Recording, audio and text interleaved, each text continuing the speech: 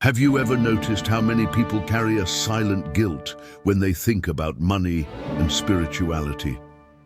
As if speaking of prosperity with God were a sin, as if asking for abundance were a sign of greed, not faith. From an early age, we learn phrases like, "It is easier for a camel to pass through the eye of a needle than for a rich man to enter the kingdom of heaven." But we forget to look at the true context of these words. We grow up with beliefs that associate wealth with selfishness and poverty with holiness. But is this truly God's plan for us? Does the Creator, who is the source of all abundance, want us to live in scarcity? Today, I want to invite you to reflect on this differently, without judgment, without guilt, simply with an open heart. Imagine for a moment, you are before God in prayer, and you decide to talk about your finances, your dreams of prosperity, your desire to give your family a better life. Would He look at you with disapproval or embrace you, saying, "Son, all that is mine is yours"? Perhaps what's missing isn't permission, but understanding. And that's what you'll discover in this video. How to talk to God about money without feeling guilty.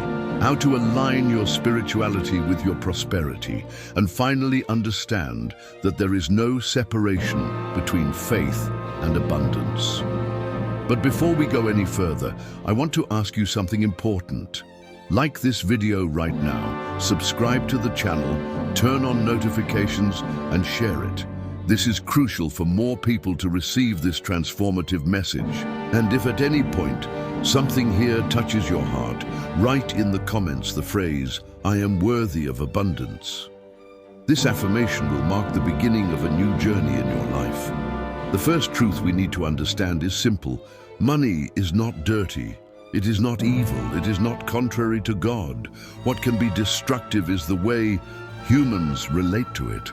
The Bible doesn't say that money is the root of all evil. What it says is that the love of money is the root of all evil.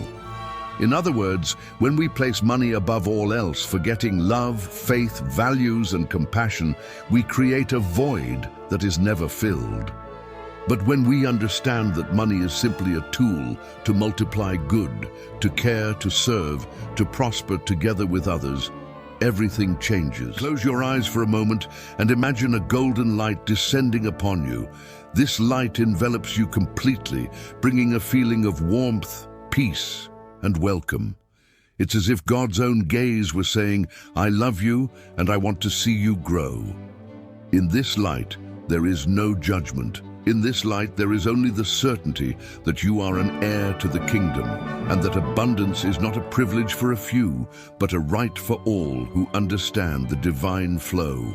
Now think about your bills, your dreams, your projects. Visualize all of this being placed in God's hands, without fear or guilt. Say mentally, "Lord, I trust in you. I am worthy of abundance. I accept the prosperity that comes from you."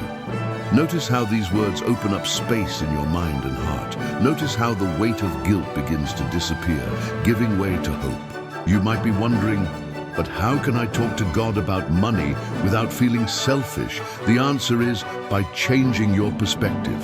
When you ask for prosperity, you're not asking just for yourself. You're asking to be able to give more, help more, accomplish more. You're asking for your life to be a channel of blessings, not a repository of scarcity.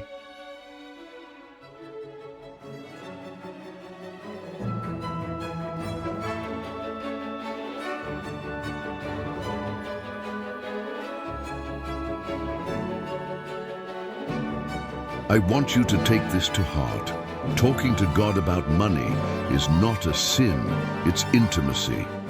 It's recognizing that even in what seems material, He is present. Money is not an end, it's a means. And if the means is clean, the end can be holy. In the next section, we'll delve deeper into how to have this conversation with God in the most sincere and transformative way possible, without falling into the traps of guilt or mental scarcity. But first, I want you to write in the comments, Have you ever experienced something similar? Have you ever felt this guilt when thinking about prosperity? Share it, because your experience could illuminate someone's life. When you begin to open your heart to God and include money in this conversation, something extraordinary happens. The barrier of shame breaks. Many people only talk to God about health, relationships, and forgiveness, but never about prosperity, as if it were a forbidden topic. But God didn't create us to live separated into compartments. He made us whole. And a whole being needs spiritual peace, physical health, emotional balance, and also financial stability. There's nothing wrong with asking for these things in prayer. Now take a deep breath and imagine that golden light enveloping you once again. Within this light, visualize your finances as a fertile field. Each coin, each note, each resource is like a seed ready to be planted. What do you feel when you see this field? Fear of loss or joy in cultivating? Understand, when you talk to God about money, you're not asking for wealth to flaunt, but wisdom to cultivate. Money is simply the fertilizer of life. Those who plant with love reap abundance. Those who plant with guilt reap scarcity. The Bible says in Malachi, "Bring all the tithes into the storehouse, that there may be food in my house. And test me now, declares the Lord of hosts, if I will not open for you the windows of heaven and pour out for you a blessing, that there will not be room enough to receive it." This passage is not about fear, it is about trust. God is saying, trust me. Trust the flow of abundance. He doesn't speak of lack, he speaks of overflowing. Now think with me. When you look at your bank account or your debts, what's the first emotion that arises? Guilt, shame, anger. All of these emotions create barriers. But if your first reaction is to take a deep breath and say, "I am worthy of abundance. Lord, I give you my worries and trust in your provision," you shift the frequency of the conversation. You move from scarcity to faith. Now that you understand that there's no guilt in talking to God about prosperity, we need to talk about practices that strengthen this connection daily. Because it's not enough to simply pray and ask for it. You need to align prayer with action, faith with movement, and spirit with attitude. Consider this.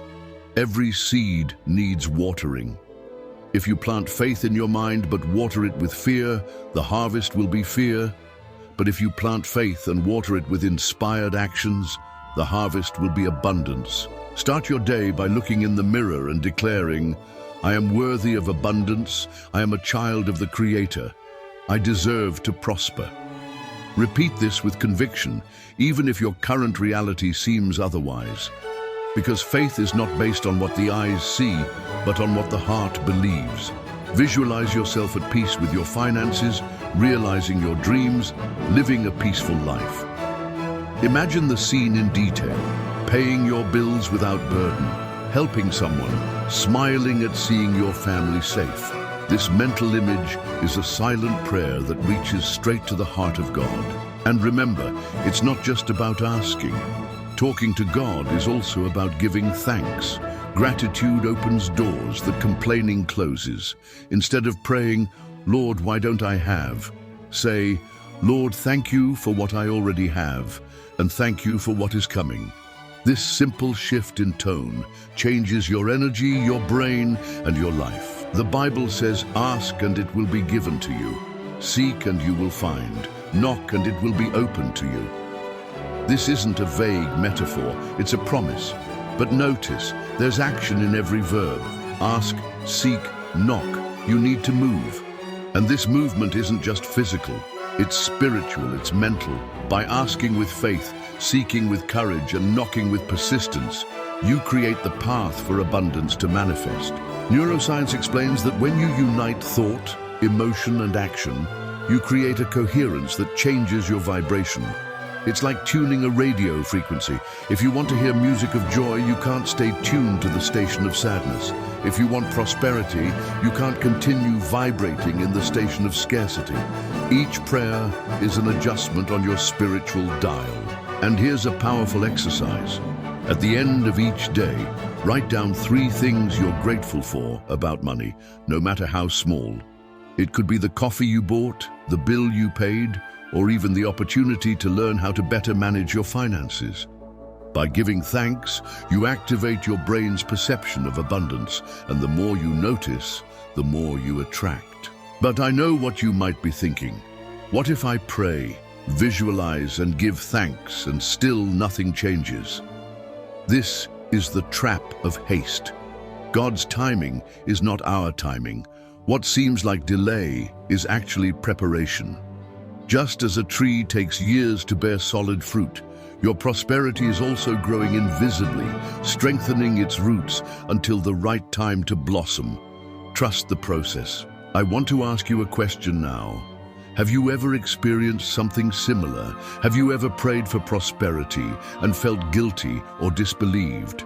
Write in the comments, because your testimony can free others who carry the same burden. In the next section, we'll talk about how to transform your requests into intimate conversations with God, and how to transform guilt into trust, doubt into faith, and scarcity into tangible abundance. But first, don't forget, like this video right now, subscribe, and share it with someone who needs to open this dialogue with the Creator. When you decide to talk to God about money intimately, something changes within you. Prayer ceases to be just a distant request and becomes a dialogue of trust. It's as if you're opening your heart to a loving Father who doesn't judge but welcomes, who doesn't condemn but teaches. Often we carry beliefs that make us feel unworthy. We think, God must be tired of me. I only ask for things.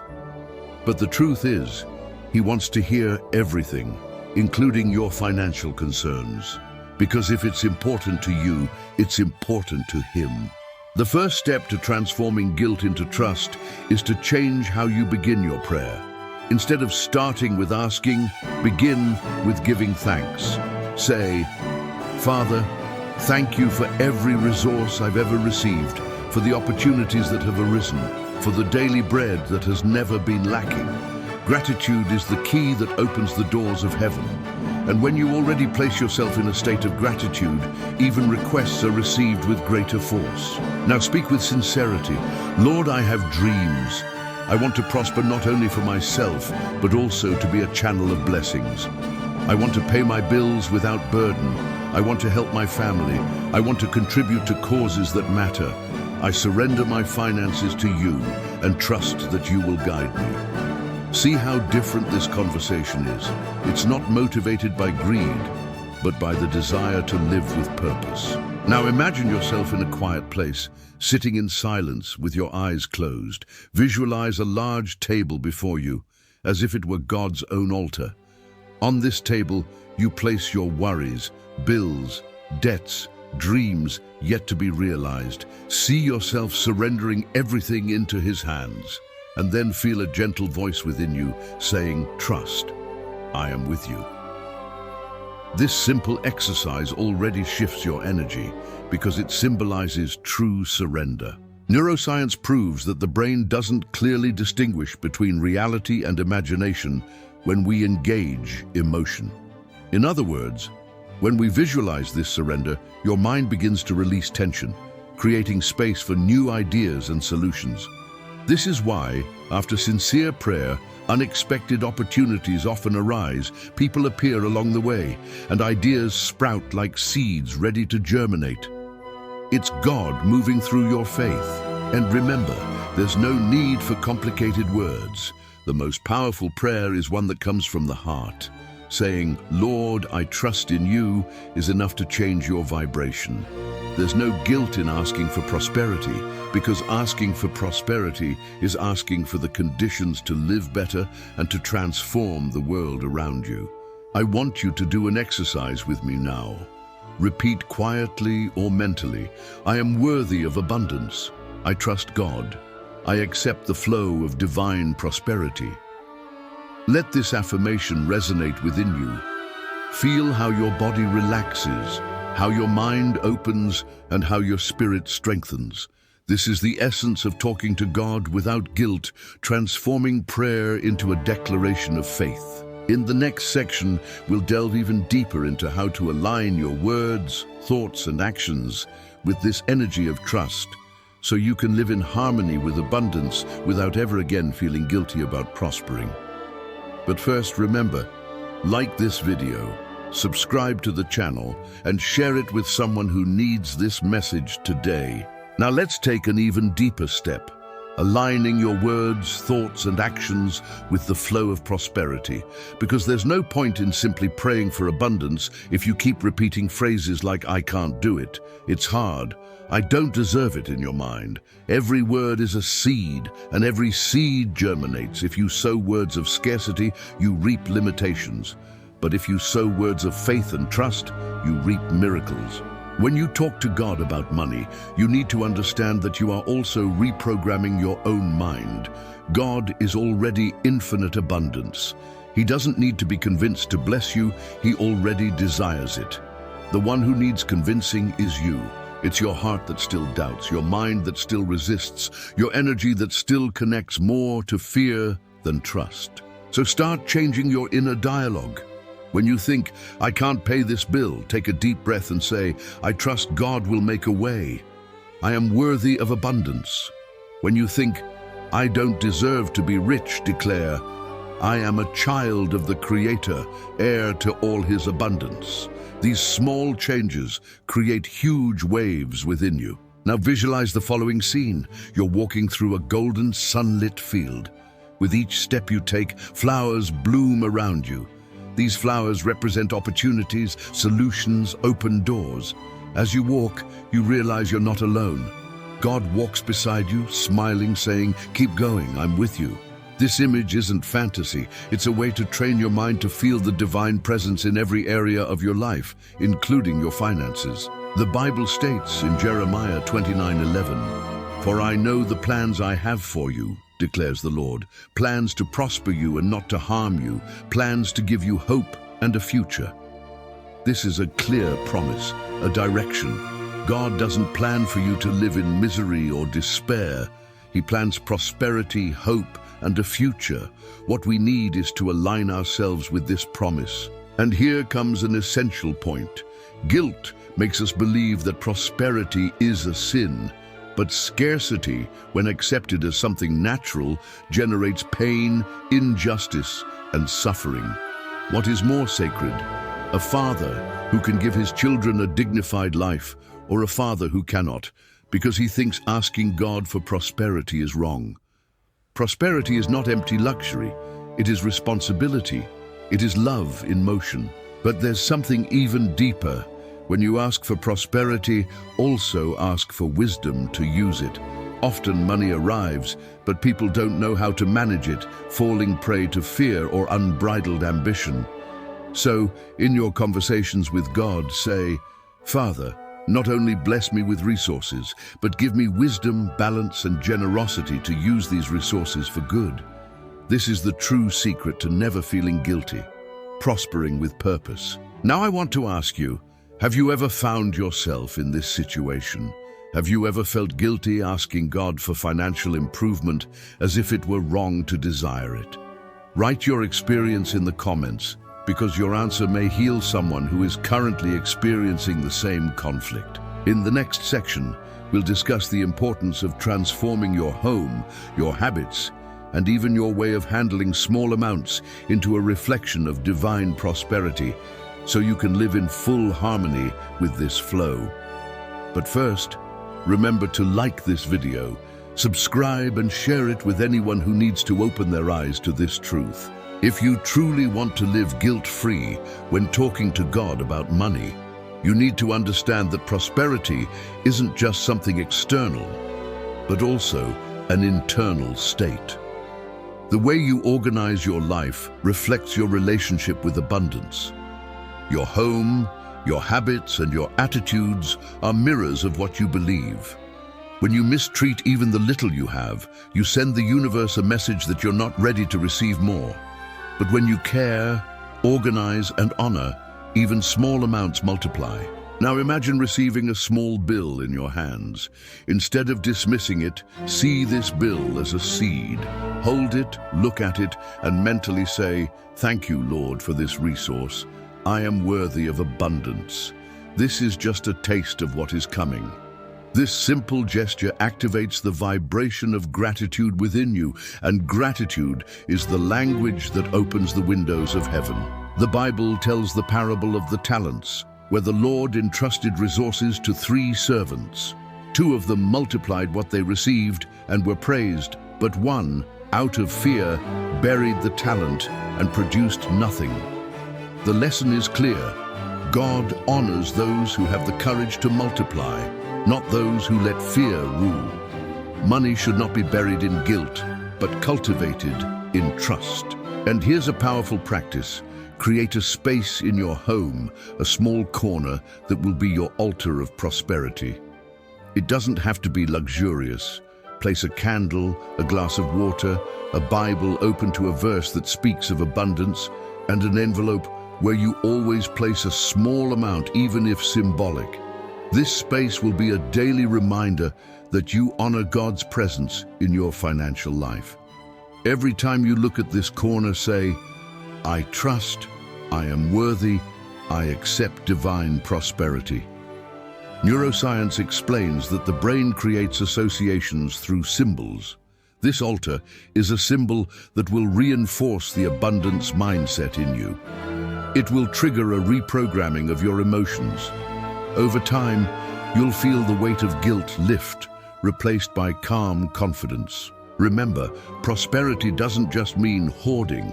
Prosperity means flow. It's like a river that receives clean water and also distributes it. If the river tries to retain everything, it rots. But if it continues to receive and give, it remains alive. Likewise, the more you share generously, the more space you create for receiving. Therefore, when talking to God about money, also say, "Father, may I be a channel of blessings. May prosperity not stop with me, but flow through me to reach other lives." This prayer not only alleviates guilt, but activates the purpose of prosperity. Because money without purpose weighs, but money with purpose liberates. And to seal this part, repeat after me now. "I am worthy of abundance. I am prosperous in the name of God. I share and receive in balance." Take a deep breath and feel the energy of this affirmation course through your body. This is the key to replacing guilt with peace. In the next section, we'll talk about how to deal with moments of scarcity without letting them destroy your faith, and how to use these periods as stepping stones to true abundance. But first, if you haven't already, like this video, subscribe now, and share it with someone who needs to learn how to live prosperity without fear. Now we need to talk about something inevitable: times of scarcity. Everyone at some point goes through phases where it seems like nothing is going right, money isn't coming in, bills are piling up, and hearts are heavy. It's in these moments that many people give up, believe God has forgotten them, or feel ashamed to pray for prosperity. But the truth is that times of scarcity aren't punishments. They're invitations. Invitations to strengthen faith, reorganize the mind, and prepare the heart for a new level of abundance. Imagine this: a farmer planting seeds must wait for rain. During this time, he sees nothing happening, just dry earth. But within the soil, invisibly, the seed is breaking through, taking root. The same is true for you. In times when nothing seems to be happening, the roots of your prosperity are being formed. This is the time when God is structuring your foundation so that when the harvest comes, it will be lasting. But how can we get through these times without falling into despair? The first step is to replace complaining with a prayer of trust. Instead of saying, "I can't take it anymore," say, "Lord, I know this too shall pass. I trust in your timing." This simple shift changes the energy you emit. The second step is to practice gratitude even for small victories. If a little money came in, be thankful. If you were only able to pay part of it, be thankful. If nothing came in, be thankful for the air, your health, and the people around you. Gratitude opens doors where complaining only creates walls. The Bible says in Philippians 4:19, "And my God will supply all your needs according to his glorious riches in Christ Jesus." This is a promise, not an illusion. When you anchor yourself in this word, you understand that no matter how great the scarcity, God has already prepared the supply. And remember, the human brain is shaped by the meanings we give to situations. If you interpret scarcity as a curse, you become paralyzed. But if you interpret it as learning, you grow. Neuroscience calls this reframing, changing the lens through which you see reality. When you look at scarcity and say, "This is just a stepping stone to my growth," your mind finds strengths you never knew you had. I want you to do a visualization now. Close your eyes and see before you a large closed gate. Behind this gate lies the life of abundance you desire. But to pass through it, you need a key. And that key isn't money, it's faith. Imagine yourself holding this key of light and opening the gate. On the other side lies a vast field full of opportunities, resources, and peace. Mentally walk there and declare, "I am worthy of abundance. I accept the flow of divine prosperity." And if you find yourself in a difficult time today, remember, you are not alone. God doesn't distance himself in times of scarcity. He draws even closer. It is in these days that your faith is strengthened, your story is transformed, and your future victory becomes even more powerful. Tell me in the comments, have you ever gone through moments of scarcity that seemed impossible, but later realized they were part of your growth? Share your experience, because it can inspire and strengthen many people who are in the same place today. In the next section, we'll talk about how to transform prosperity into a covenant with God, understanding that money and spirituality don't need to be separate, but can walk together in balance and purpose. The time has come to understand prosperity as a true covenant with God. When we speak of a covenant, we speak of commitment, of mutual trust, of walking side by side. And that's exactly what happens when you decide to talk to God about money without guilt. It's not a desperate plea, it's not a bargain, it's a pact of love. It's you saying, "Father, I place my finances in your hands and commit to using every resource for good, for the honor of your name, and for the care of my life and the lives of others." This shift in perspective transforms everything. Because when you see money as part of this alliance, you no longer feel guilt, but responsibility. You no longer feel fear, but trust. And every time something comes into your hands, you understand that it's not just a gift, but also a mission. Now imagine you are in a large hall illuminated by golden light. In the center there is a table, and on it a symbolic contract. This contract has no complicated letters, but a simple phrase, "I am worthy of abundance, and I commit to being a channel of blessings." See yourself signing this contract with the pen of faith. Feel the peace this brings to your heart. This is the spiritual pact that frees you from guilt and aligns you with divine purpose. The Bible reminds us in Deuteronomy 8:18, "Remember the Lord your God, for it is He who gives you the ability to produce wealth." Understand this. It's not just money itself, but the ability to produce wealth. This means intelligence, ideas, gifts, creativity, opportunities. It's as if God puts tools in your hands and says, "Use them. I trust you." And here comes a daily practice that can change your life. Every time you receive any resource, even if it's small, declare, "Thank you, Lord, for this is the fruit of your blessing. I receive, I honor, and I multiply." This simple act creates a powerful cycle. Receive with gratitude, honor with responsibility, and multiply with faith. Neuroscience calls this process positive reinforcement. Every time you associate a positive emotion with an event, your brain creates new pathways that strengthen that behavior. Thus, each time you associate gratitude and purpose with money, the more prepared you are to receive new resources. And remember, it's not wrong to want to grow. It's wrong to stagnate out of fear. It's not a sin to desire prosperity. It's a sin to deny God's gift in your life and live less than He dreamed for you. When you thrive with purpose, you honor the Creator. When you share, you manifest love. And when you live without guilt, you make room for constant abundance. Now repeat after me, I am worthy of abundance. I accept prosperity as part of my covenant with God. I am a channel of blessings. Take a deep breath and let these words sink into your spirit. In the next section, we'll talk about how this alliance manifests itself in practical attitudes, at work, in relationships, and even in the way you see yourself in the mirror, so that your prosperity isn't just an idea, but a daily reality.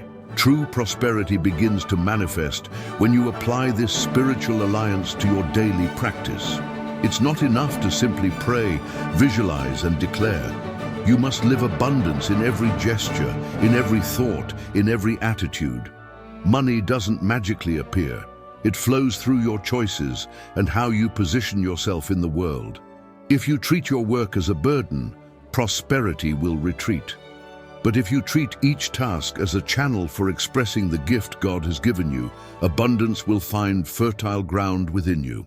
When you wake up in the morning, look in the mirror and say, I am worthy of abundance. I am prosperous. I am blessed. This simple statement, made daily, begins to create a new identity. You stop seeing yourself as someone who needs to chase money and start seeing yourself as someone who attracts money, because you are aligned with the Creator.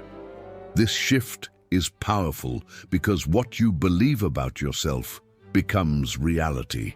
In relationships, prosperity also needs to manifest itself. Money often becomes a source of fights, arguments, and distrust. But when you understand that it's just energy in motion, you learn to talk about finances wisely and transparently. If you're with your family, share your dreams and show that prosperity isn't just about accumulating wealth, but about building a better life together. Prosperity born from unity is stronger and more lasting. And remember, abundance is revealed even in small things. When you take good care of what you have, even if it's little, you send a clear message to the universe. I value it. I honor it. I am ready for more. Organizing your home, caring for your clothes, keeping your desk clean. All of these are symbols of respect for the prosperity that has already arrived. Those who are faithful in little things will be placed over much. In your work, don't view your efforts simply as an exchange of hours for money. See them as a seedbed. Every act of excellence, every gesture of dedication, every innovative idea is a seed planted. The money that will come is merely the fruit of something much greater, the gift you decided to put into action.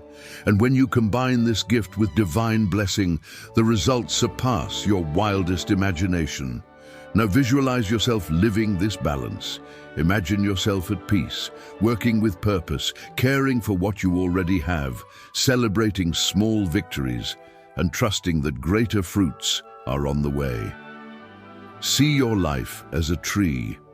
The roots are your faith, the trunk is your attitudes, the branches are your opportunities, and the fruits are the prosperity that multiplies.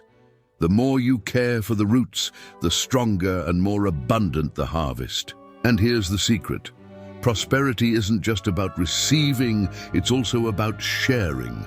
When you help someone, donate part of what you have, or even offer a smile and a word of hope, you're multiplying abundance, and the universe always responds generously. The Bible reminds us in Luke 6:38, "Give, and it will be given to you. Good measure, pressed down, shaken together, and running over." Abundance isn't hoarded, it's circulated. I want you to answer in the comments. Have you ever experienced a moment when a small act of generosity brought something much greater back to you? Share it, because your testimony can open the eyes of those who don't yet understand this flow. In the next section, we'll delve deeper into how to keep your mind shielded from guilt and thoughts of scarcity, creating true spiritual and mental armor that protects you and keeps you firmly on the path to prosperity. It's time to talk about something essential: how to shield your mind from guilt and thoughts of scarcity. Because no matter how much you pray or visualize, if guilt continues to erode your faith, abundance will have difficulty flowing. The mind is like a garden. If you don't tend it, weeds take over. And these weeds are the negative beliefs we've inherited from generations. Phrases like, money doesn't bring happiness, rich people don't get into heaven, those who have a lot are because they took it from someone else. These ideas infiltrate the mind and take deep root. But here's the truth. Happiness doesn't depend on money, but money can be a powerful tool for expanding happiness.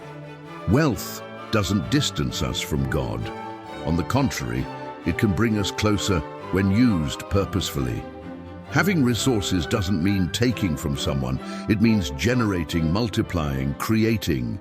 It's time to uproot these beliefs like weeds from a field and plant in their place seeds of faith, trust, and abundance. Every time a thought of scarcity arises, take a deep breath and replace it with an affirmation of empowerment.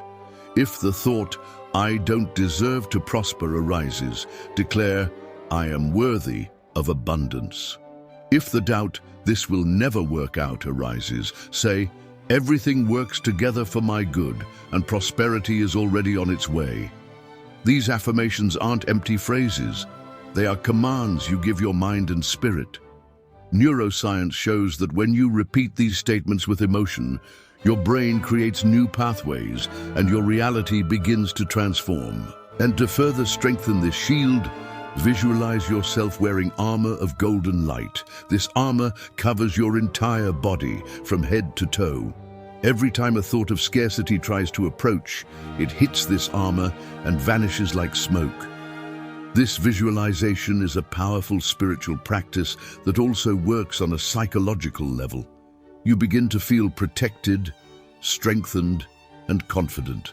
The Bible reminds us in Romans 12:2, do not be conformed to this world, but be transformed by the renewing of your mind. This renewal is what we are doing here, shifting our minds from conforming to scarcity to making room for divine abundance. Another essential point is to monitor the words you hear and speak daily. If you live in an environment where everyone complains about money, be careful not to absorb that energy. Choose people, content, and words that elevate your faith. Remember, faith comes by hearing.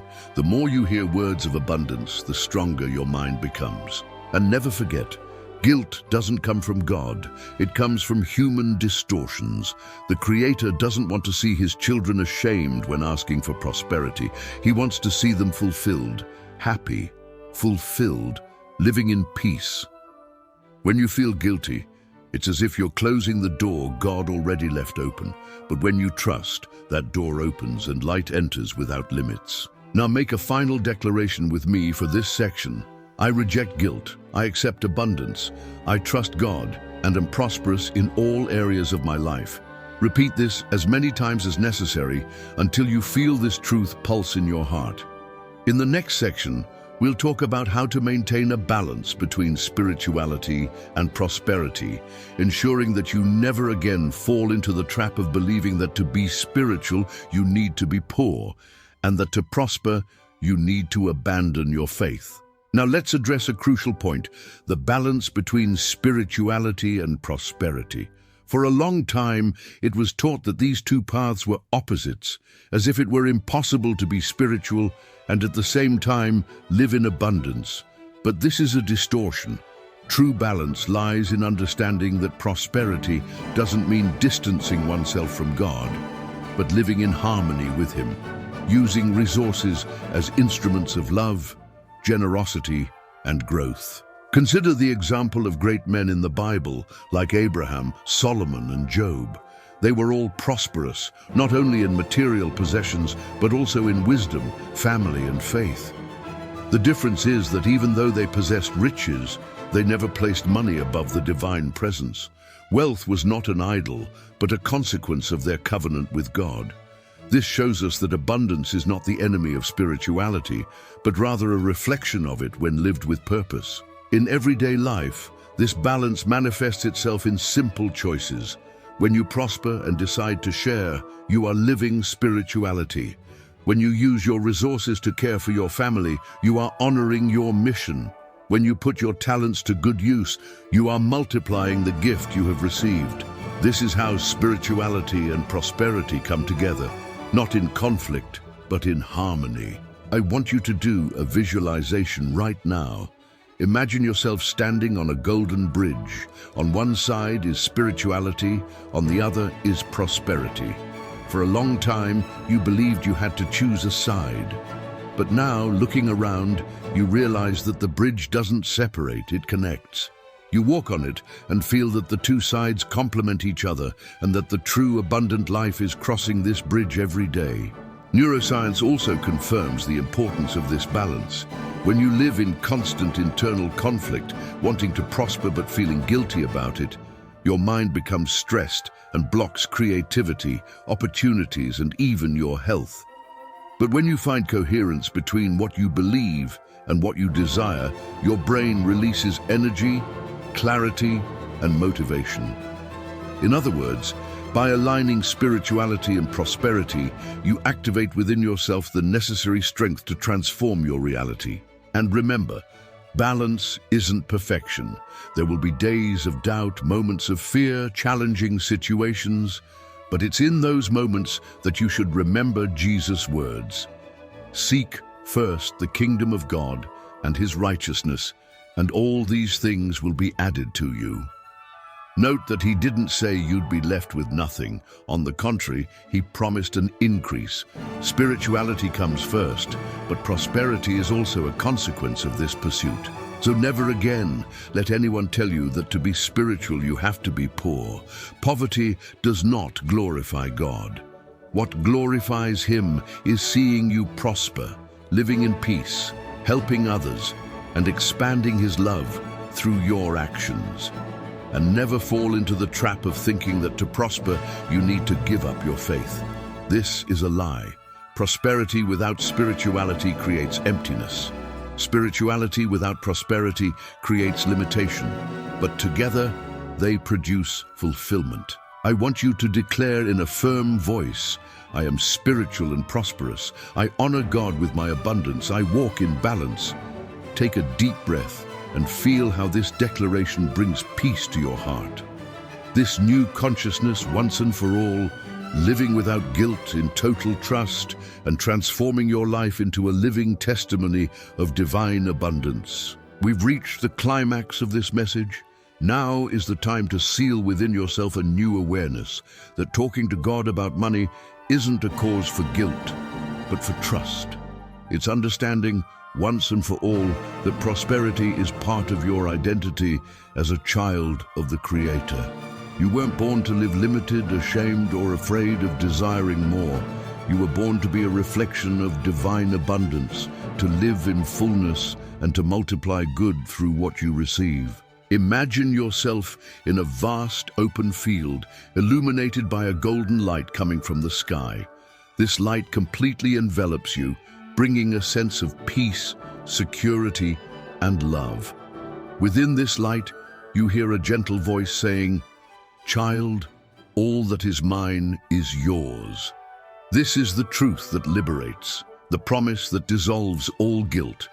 In this moment, there is no doubt, no fear, no scarcity, only trust, abundance, and purpose. Repeat after me in a firm voice, I am worthy of abundance. I trust in God. I am prosperous in all areas of my life. Let these words penetrate your soul like seeds that will germinate day after day. Whenever a thought of scarcity tries to creep in, return to this statement. Whenever guilt knocks at the door, remember this golden light that surrounds you. From today on, your prayers for prosperity will no longer be filled with fear, but with confidence. They will no longer be filled with shame, but with gratitude. You will look to the heavens and say, Father, thank you for the abundance that already flows into my life. Thank you for every resource, every opportunity, every door that opens. I accept and I multiply. This is the conversation that transforms. This is the faith that moves mountains. This is the covenant that opens the heavens. And never forget, abundance isn't just for you. It's for your family, for those around you, for those who will be blessed by your example. The more you prosper, the more people you will reach. The more you grow, the more people grow with you. This is true prosperity. It's not individual, it's collective, it's multiplier. I want to ask you now, write in the comments a sentence that declares your new reality. It could be, I am worthy of abundance, or I trust in God and live without guilt. Declare this change publicly, because when you write it down, it further reinforces this transformation. And before I close, I want to remind you, like this video, subscribe to the channel, and share it with someone who needs to hear this message today. This could be the answer to their prayers. Life is a divine gift, and prosperity is part of that gift. Starting today, talk to God about your finances with a clean heart, without fear, shame, or guilt, only with love and trust. Because prosperity is not a burden, it is a right. It is not a sin, it is a purpose. And I close with this powerful life lesson. True wealth is not money itself, but the awareness that you are a child of the Creator and that when you live in trust, every resource that comes into your hands becomes an instrument of love, light, and transformation.